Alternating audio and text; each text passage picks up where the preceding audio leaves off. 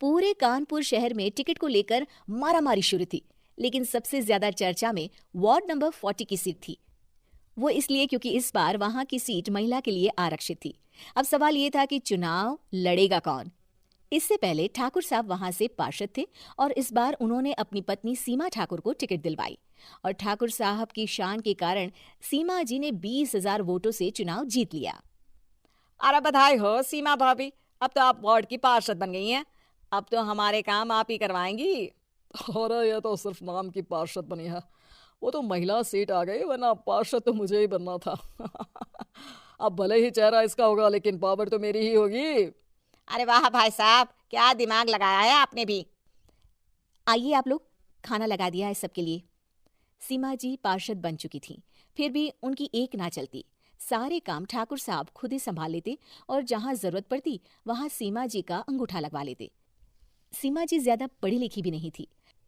एक दिन ठाकुर साहब और सीमा एक प्रोग्राम में जाते हैं। अरे ठाकुर साहब, आप आ गए।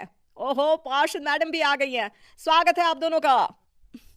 लगता है हमारे पार्षद फंड का सही इस्तेमाल हो रहा है। चलिए अब उद्घाटन करते हैं। ये लीजिए ठाकुर साहब कैची, आप ही सबसे पहले प्रवेश कीजिए। सब लोग आगे निकल जाते हैं और सीमा जी पार्षद होने के बावजूद भी पीछे खड़ी रह जाती हैं। वो देखती हैं कि वेलकम बोर्ड पर उनका नाम है, लेकिन महिला होने के कारण कोई उनका सम्मान नहीं कर रहा। अगले दिन एक आदमी उनके घर आता है।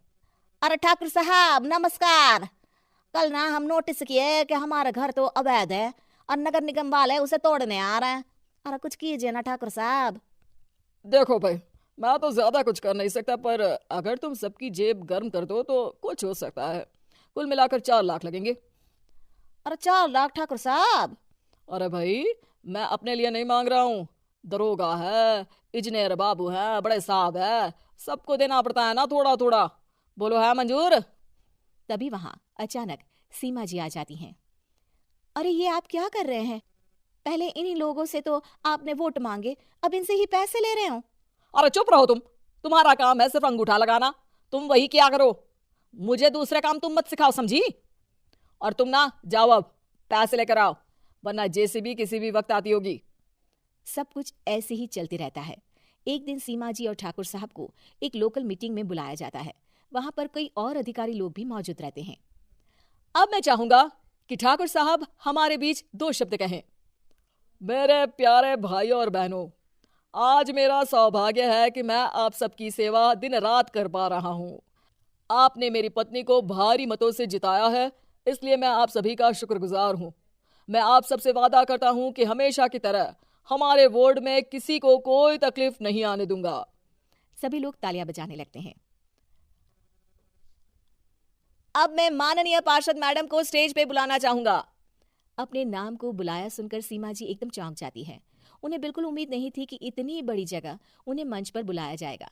जैसे तैसे वो मंच पर चढ़ती हैं। ऊपर जाती ही सीमा जी को सारी पुरानी बातें याद आ जाती हैं कि किस तरह उनके पति उन्हें कभी भी आगे बढ़ने नहीं देते और उनके नाम से गलत काम करते हैं।